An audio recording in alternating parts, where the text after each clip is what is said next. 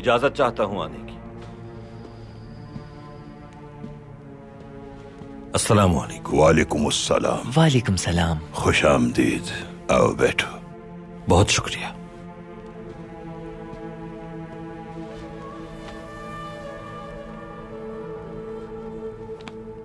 پیغمبر اکرم کی مکہ سے مدینہ ہجرت کا احوال پڑھ رہا تھا۔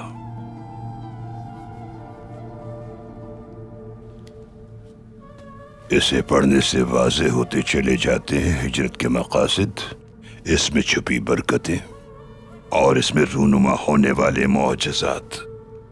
مکے کی زندگی نہ صرف مسلمانوں کے لیے بلکہ پیغمبر اکرم کے لیے بھی بہت سخت اور مشکل تھی۔ ہمارے نبی نے کچھ صحابہ کو مدینے کی جانب بھیجا۔ وہاں ہجرت فرمانے کا ارادہ تھا حضور کا۔ مشرکین کو جب معلوم ہوا کہ آپ مدینہ ہجرت کرنا چاہتے ہیں تو انہوں نے اپنے تمام قبائل سے چنے گئے 100 تلوار بردار آدمیوں کے ساتھ نبی کریم کو شہید کرنے کی نیت سے ان کے حجرے کا محاصرہ کر لیا۔ اسی اثنا میں حضرت جبرائیل تشریف لائے اور اللہ کے حکم سے حضرت کو مشرکین کی طرف سے لگائی گئی گھات کی اطلاع دی اور حفاظت کے پیش نظر انہیں اس رات اپنے بستر پر نہ سونے کا حکم دیا۔ اس کے بعد حضرت نے حضرت علی سے فرمایا کہ اے علی، آج رات تم میرے بستر پر سو جاؤ اور خود کو ڈھانپ لو چادر سے۔ وہ تمام مشرکین اپنی تلواریں اٹھائے حضور اکرم کے حجرے کے سامنے موجود تھے۔ نبی کریم نے اللہ کے حکم سے مٹھی بھر خاک ان مشرکین کی جانب اچھال دی اور ان کے درمیان سے گزر گئے۔ اللہ نے اپنے محبوب کی حفاظت کے لیے ان مشرکین کی آنکھوں پہ پردہ ڈال دیا تاکہ وہ حضور کو دیکھ نہ پائیں۔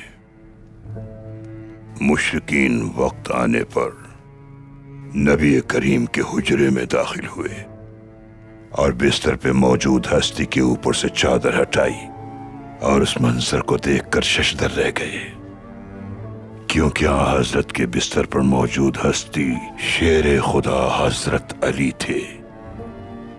مشرکین نے حضرت علی سے پوچھا کہ محمد کہاں ہیں؟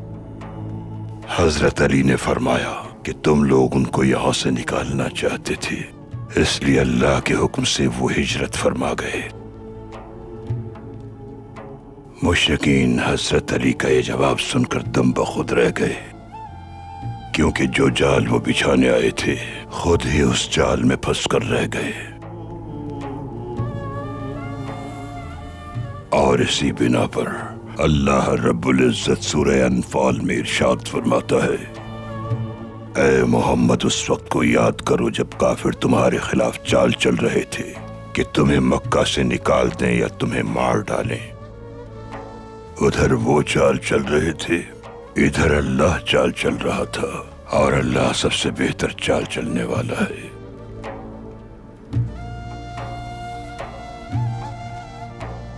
میرے فرزند، جیسا کہ قرآن مجید فرقان حمید میں ارشاد ہے، ایمان والوں کی رہنمائی کے لیے اس کتاب میں بہت سی نشانیاں موجود ہیں۔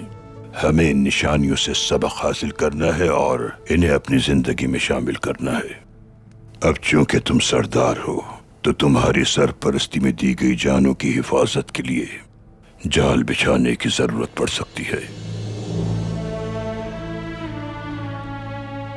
لیکن رضا الہی سب سے اہم ہے۔